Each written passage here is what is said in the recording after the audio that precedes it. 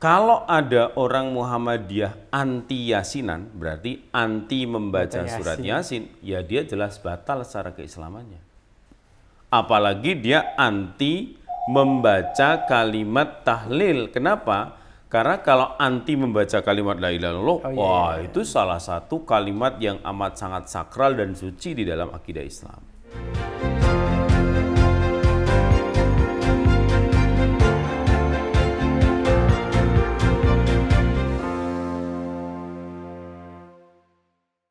Assalamualaikum warahmatullahi wabarakatuh. Halo sahabat Rumah Berkemajuan.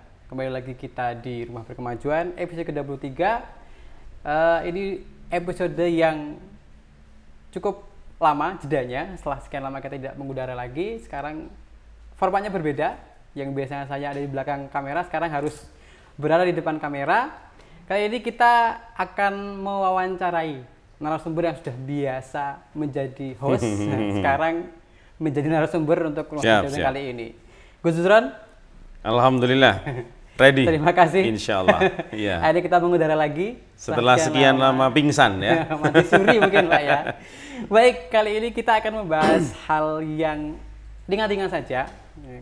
Tidak terkait dengan isu-isu yang lagi in sekarang, tapi hal-hal yang dulu sempat ramai diperbincangkan di masyarakat kita, tapi sekarang mungkin masih banyak juga teman-teman yang masih belum tahu nih bagaimana sudut pandang dari Muhammadiyah dalam menyikapi hal seperti itu.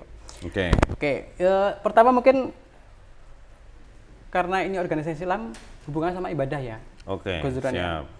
Kalau di teman-teman yang lain kan ketika mereka melakukan ibadah itu inamal amalu biniat, harus ada niatnya. Jadi ada niat yang dilafalkan gitu. Tapi kok di Muhammadiyah enggak, itu kenapa? Pertama yang harus kita pahami sebenarnya kedudukan niat itu memang clear, ada. Wajib ada. Orang mau melaksanakan sesuatu pasti harus ada niat dong. Hadisnya tadi jelaskan innamal a'malu binniyat wa innamal likulli imri'in ma nawa. Jadi niat itu penting. Yang jadi persoalan adalah apakah niat itu harus dilafalkan atau tidak? Satu. Yang kedua, apakah ada lafal khusus tentang niat? Yang ketiga, sebenarnya niat ini perkara lahiriah, sesuatu yang harus diucapkan, atau sesungguhnya dia adalah pekerjaan batin. Nah, kira-kira yang sebenarnya yang jadi perdebatan adalah itu. Nah, pandangan Muhammadiyah itu begini. Satu, sebenarnya yang namanya niat itu adalah pekerjaan hati, bukan pekerjaan lahiriah, bukan pekerjaan lisan. Artinya sesuatu itu yang sudah terpatri mantap dalam hati, orang ingin melakukan sesuatu, maka berarti sesungguhnya dia sudah niat. Satu. Kemudian yang kedua, sejauh penelusuran Muhammadiyah, kita bisa baca dalam putusan-putusan tarjih Muhammadiyah, sampai saat ini setidaknya belum ditemukan dasar hukum atau landasan baik dalam Quran maupun sunnah Nabi yang Nabi mencontohkan secara khusus tentang lafal niat itu, mau nawaitu, mau usoli dan seterusnya, gitu ya.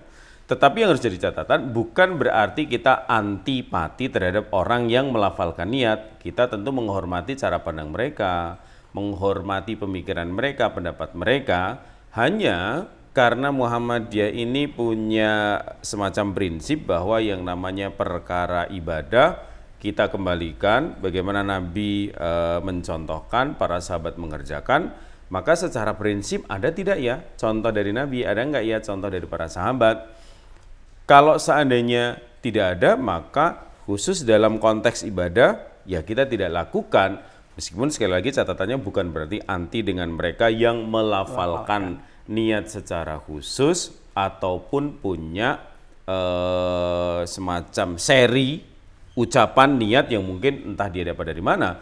Karena memang ada juga harus kita akui bahwa beberapa orang merasa kalau niat itu tidak dilafalkan maka sesuatu itu menjadi tidak mantap gitu kan. Tapi ini kan sebenarnya lebih pada kebiasaan kan. Kalau orang sudah terbiasa tidak melafalkan ya sebenarnya sah-sah saja, clear, tidak ada hubungannya dengan mantap atau tidak mantap begitu. Nah, karena sekali lagi ini dihubungkan dengan perkara ibadah untuk sebagai bentuk kehati-hatian dalam Muhammadiyah itu tidak ada lafal khusus, ya itu perkara hati begitu, dan karena Nabi tidak mencontohkan, maka dalam perkara ini Muhammadiyah lebih banyak tidak melakukan.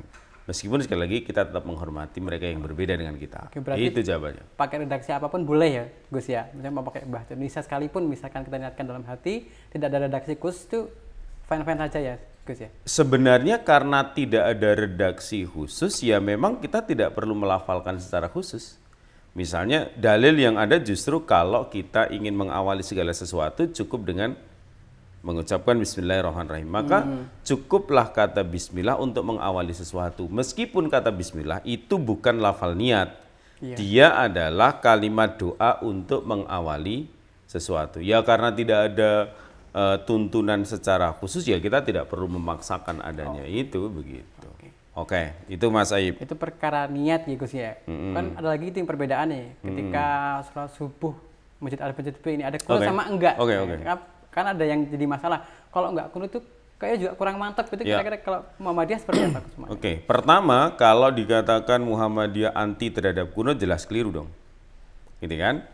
Tetapi bahwa Muhammadiyah tidak melakukan kunut mengkhususkan hanya setiap sholat subuh, memang iya.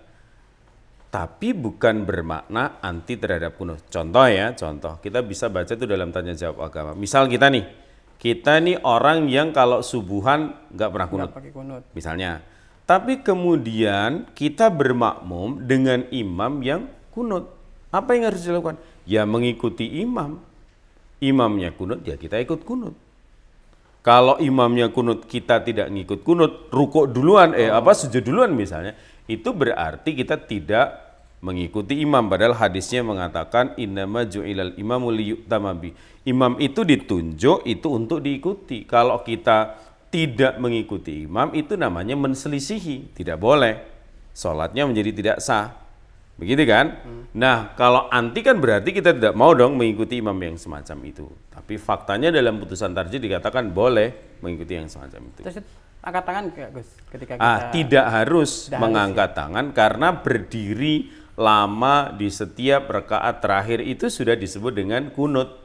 Kita melafalkan doa misalnya Rabbana walakal hamdu diulang-ulang dan seterusnya, itu sudah bagian dari itu, gitu kan. Kemudian yang kedua, Muhammadiyah sesungguhnya memandang kunut itu bisa dilakukan tetapi tidak hanya mengkhususkan sholat subuh. Tapi sholat 5 waktu, ya zuhur, ya asar, ya maghrib, ya isya, ya tentu saja sholat subuh.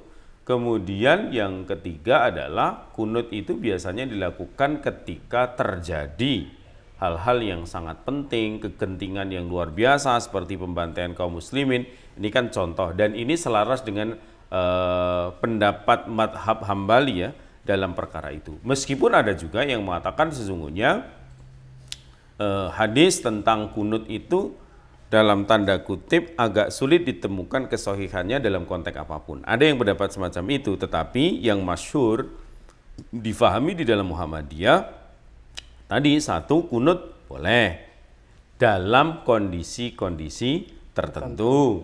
Yang kedua, kunut bisa dilakukan sholat 5 waktu, tidak hanya sholat subuh. Yang ketiga, kalau kita bermakmum dengan imam yang menggunakan kunut, kita boleh mengikuti.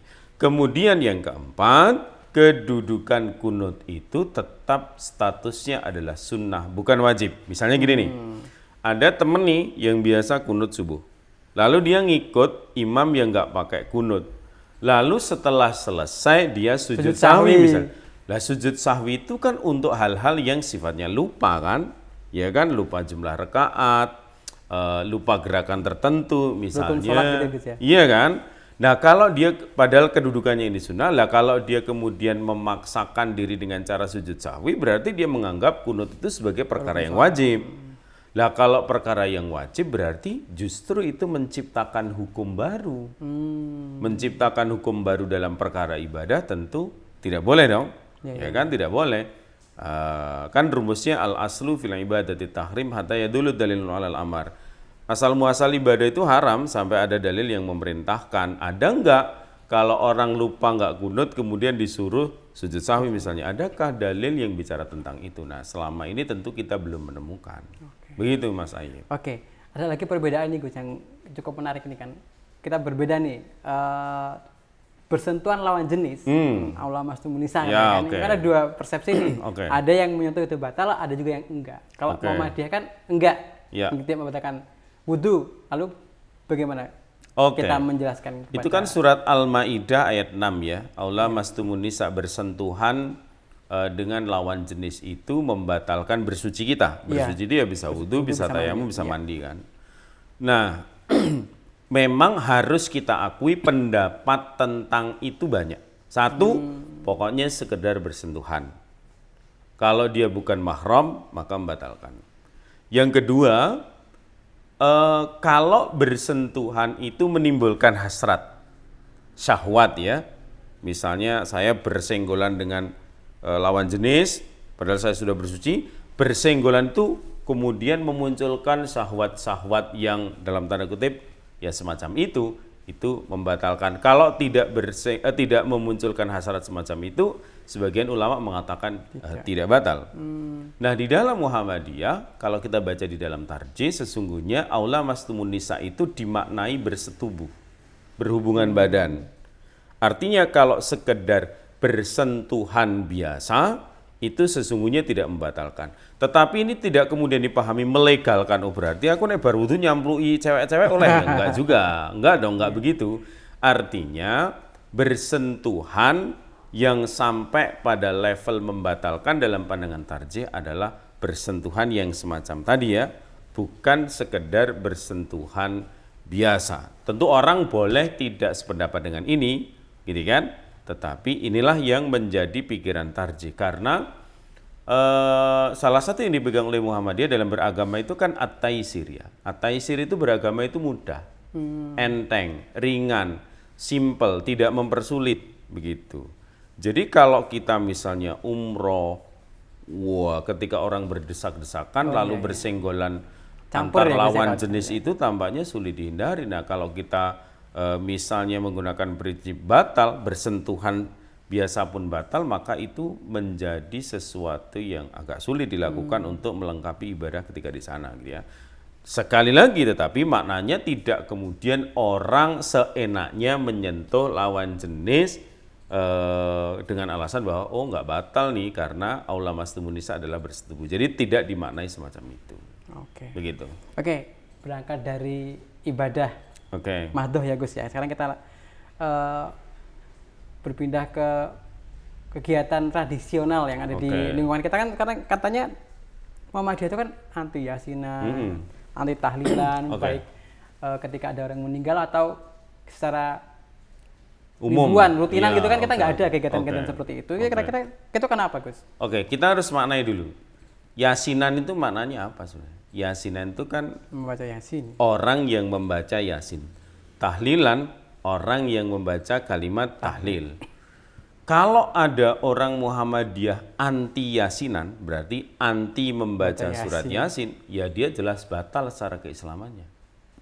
Apalagi dia anti membaca kalimat tahlil. Kenapa? Karena kalau anti membaca kalimat la ilaha illallah, wah itu salah satu kalimat yang amat sangat sakral dan suci di dalam akidah Islam.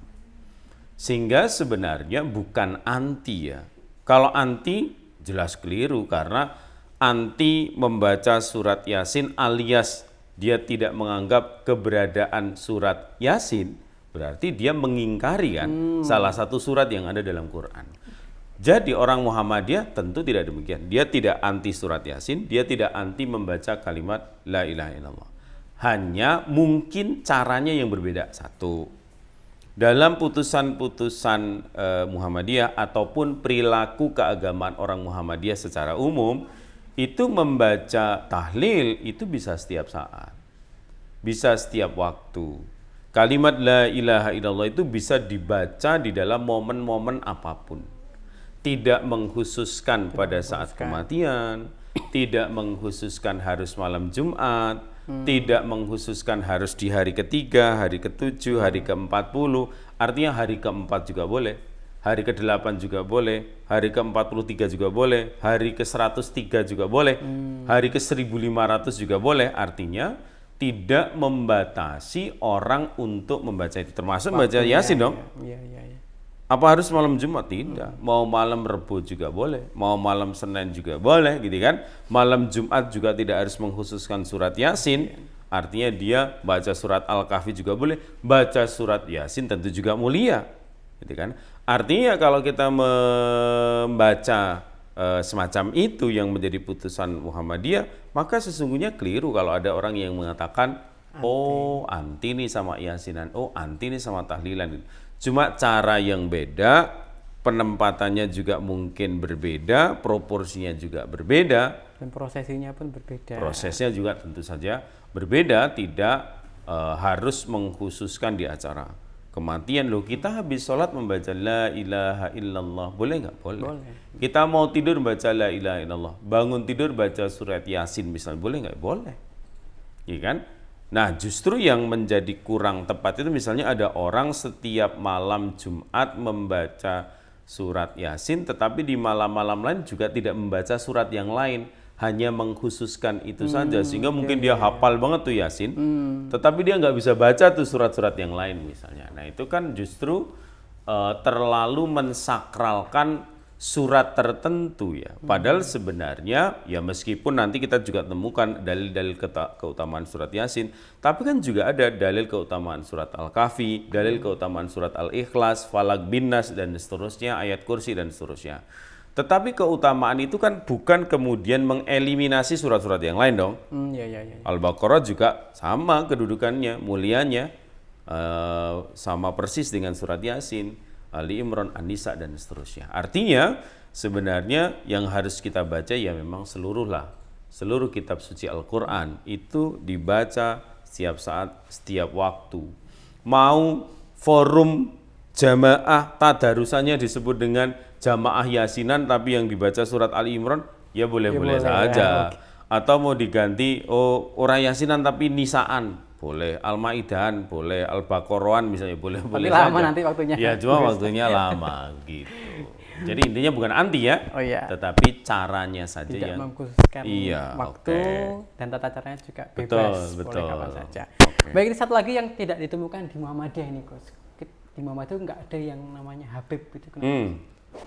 Nggak ada Habib kan ya? Saya pernah membaca terminologi Habib itu memang banyak versi ya. Pertama, Habib dianggap sebagai dzurriyyat Nabi atau keturunannya Rasulullah lewat jalur apapun lah. Ada yang lewat jalur Hasan, ada yang lewat jalur Husain dan seterusnya. Tapi ada juga Habib ini versi yang lain yang mengatakan sebenarnya adalah sejarahnya orang-orang Yaman yang begitu cinta oleh Nabi. Jadi setiap mereka datang ke Mekah, mereka itu ingin ketemu dengan Nabi. Maka mereka itu disebut dengan Habib. Karena jumlahnya banyak, maka disebut dengan istilah habaib, kan jamak gitu kan. Orang-orang yang mencintai Nabi, itu disebut dengan Habib. Nah, kalau di Indonesia memang konteksnya biasanya kalau disebut dengan Habib adalah dzurriyyat Nabi. Apakah itu terbukti secara ilmiah atau tidak, itu saya kira perlu riset secara khusus. Tentu klaim mereka adalah bagian dari dzurriyyat Nabi, itu kita hormati ya gitu.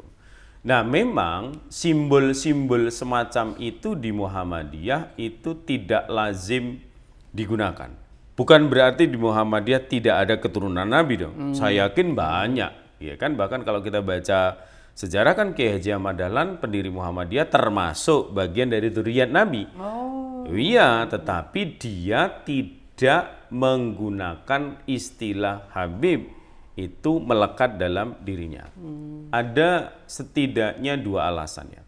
Alasan yang pertama, Muhammadiyah itu tidak punya tradisi kultus. Ya kan, kultus atau mendewakan atau menuhankan. Tradisi kita itu egaliter. Sama sederajat, kesetaraan gitu-gitulah ya. Artinya ada kekhawatiran penggunaan istilah Habib itu di kemudian hari disalahgunakan menjadi lebih banyak mengkultuskan orang, apalagi kemudian sekarang kita sering dengar ya ceramah-ceramah di media sosial misalnya yang mengatakan begini, berguru pada seorang Habib itu lebih utama daripada 70 kiai misalnya kan. dan juga istilah-istilah lain lah ya. Ini kan jika tidak hati-hati, kalau meminjam istilah Buya Syafi'i Ma'arif, itu bentuk dari perbudakan spiritual sebenarnya di era modern. Seolah-olah kalau sudah menyandang gelar Habib maka dia tidak bisa salah.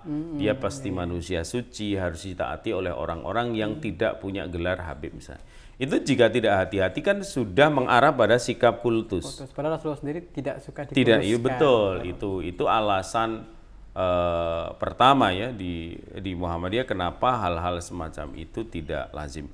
Kemudian yang kedua, dalam tradisi Muhammadiyah memuliakan nama Rasulullah itu tidak dengan cara memajang bahwa dirinya adalah keturunan, tetapi mengamalkan sunnah-sunnah Nabi dalam semua aspek kehidupan yang kita mampu.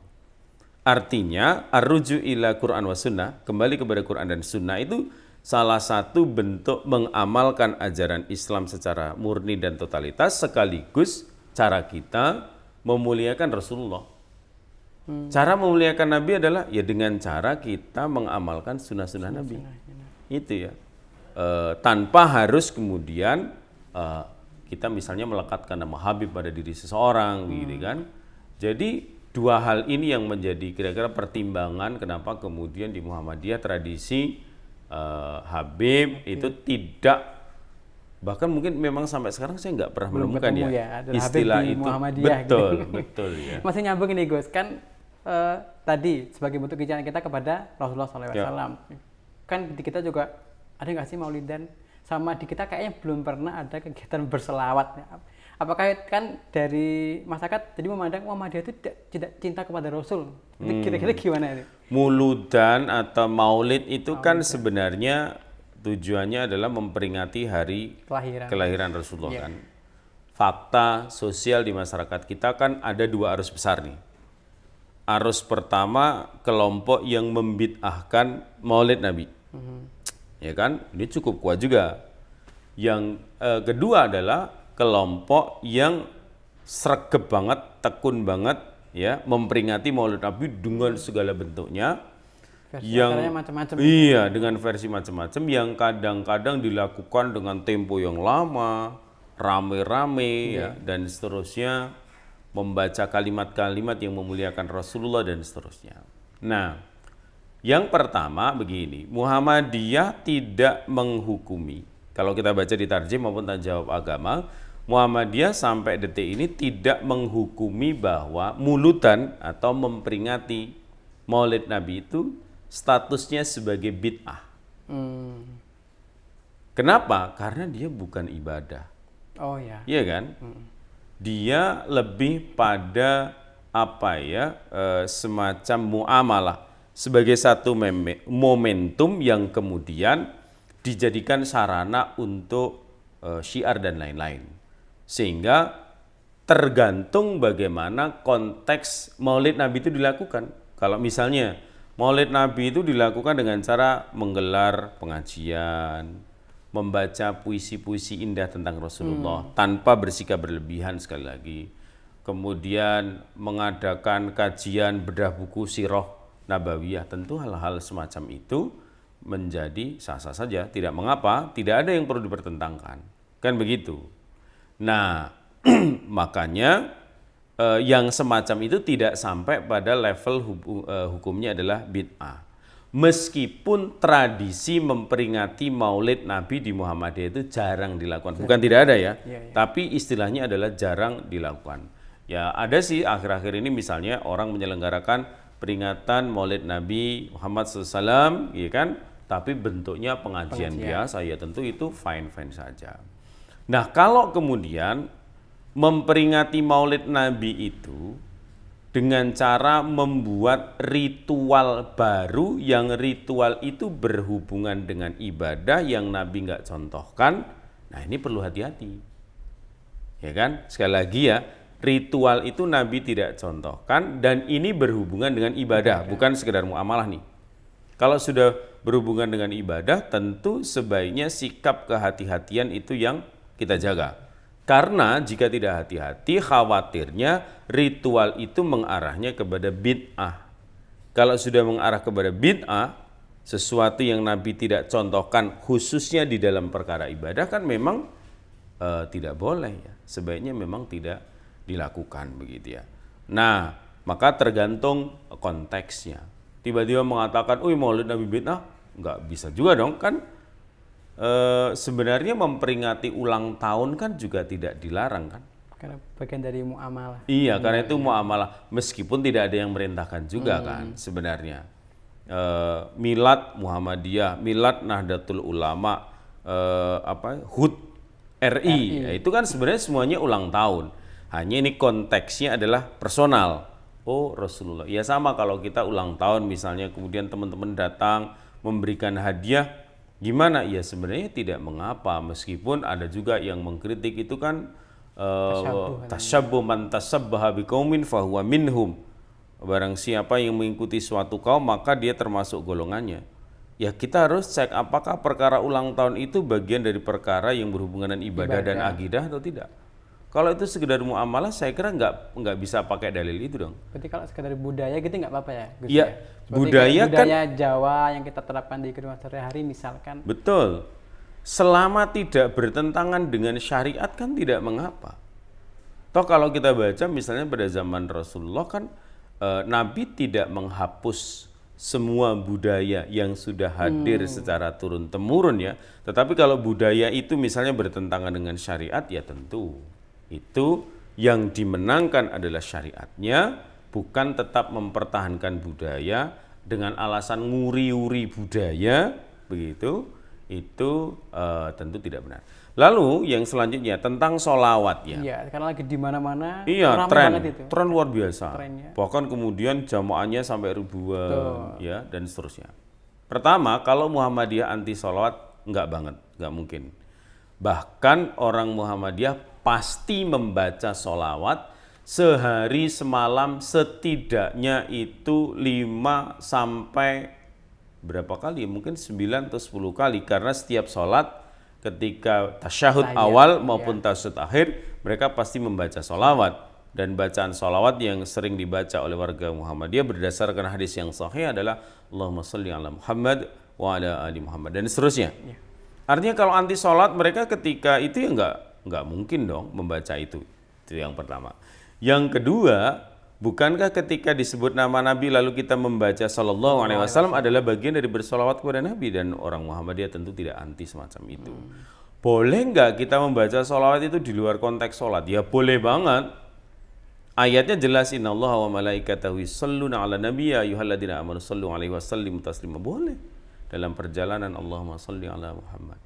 Tetapi kalau kemudian dikemas dalam bentuk tablik akbar dengan nyanyi-nyanyian itu, ada sisi positif, ada sisi negatifnya menurut saya. Sisi positifnya apa? Oh, itu menjadi syiar luar biasa. Ya kan? Syiar luar biasa mengumpulkan banyak orang. Tapi sisi negatifnya, kalau bernyanyinya itu menjadi lebih dominan. Iya kan? Maka bukankah pengajian semacam itu akhirnya faedahnya menjadi sangat kecil kan? Apa iya ya bersolawat kepada Nabi itu kemudian cara implementasinya begitu? Tapi sekali lagi ada sisi positifnya ya, apa yang mereka lakukan. Bukankah bersolawat Nabi itu mendoakan Rasulullah? Mendoakan Rasulullah kan mestinya dilakukan dengan cara yang khusyuk, dengan cara yang penuh khidmat dan seterusnya. Ya mungkin teman-teman yang melakukan itu punya pertimbangan tersendiri ya. Saya kira sekali lagi perbedaan yang semacam itu sah-sah saja, tetapi hanya jangan sampai kemudian bernyanyi, bersolawat bareng-bareng itu menghilangkan esensi dari makna solawat dan kecintaan mereka kepada Rasulullah. Begitu Mas Ayi. Terakhir Gus ini, yang di kita juga tidak ada itu adalah budaya ziarah kubur. Kan kita sering banget kalau ketika bulan-bulan menjelang Ramadan itu banyak tempat-tempat yang ramai dikunjungi oleh para peziarah. Itu kok kita kan nggak ada nih ziarah ke makam Kiai Haji Ahmad Dhani, kayaknya nggak ada. Gimana? Sebenarnya hanya tidak membudaya saja ya. Tapi kalau dikatakan anti ziarah kubur jelas keliru banget. Orang Muhammadiyah tidak mungkin anti ziarah kubur karena sejarahnya Nabi memang pernah melarang ziarah. Ketika orang menjadikan kuburan sebagai tempat untuk memuji-muji, untuk menyembah orang-orang yang sudah meninggal dan seterusnya. Sempat dilarang. Tapi setelah kemudian masyarakat pada waktu itu memahami bahwa fungsi orang ziarah itu apa, Nabi membolehkan. Nah sama sebenarnya dalam konteks kita, orang Muhammadiyah nggak anti ziarah. Cuma orang Muhammadiyah memang tidak memiliki pemahaman bahwa ziarah ke makam para orang soleh wali, orang-orang soleh itu kemudian dianggap lebih utama daripada ziarah ke makam orang tua sendiri misalnya gitu kan. Kalau ada orang Muhammadiyah misalnya melarang orang berziarah ya justru keliru. Saya kira juga tidak ada fakta yang menunjukkan orang Muhammadiyah melarang orang untuk berziarah gitu kan. Nah, tetap kita melakukan itu meskipun tidak dalam tradisi massal, harus memilih bulan-bulan tertentu, tur sampai ke sekian makam ya, makam para wali. Mereka berkunjung ke daerah-daerah tertentu di mana ada makam para orang-orang soleh. Tetapi di satu sisi mereka lupa nggak ziarah ke makam orang tua sendiri, makam kakeknya sendiri. Tentu itu menjadi tidak tepat. Jadi dalam pandangan Muhammadiyah, ziarah kubur yang paling utama ya tentu ziarah kubur kepada orang-orang terdekat. Dan fungsi ziarah kubur itu adalah mendoakan orang yang sudah meninggal dan mengingatkan orang yang masih hidup bahwa suatu saat juga akan meninggal. Kan begitu sebenarnya, sesederhana itu.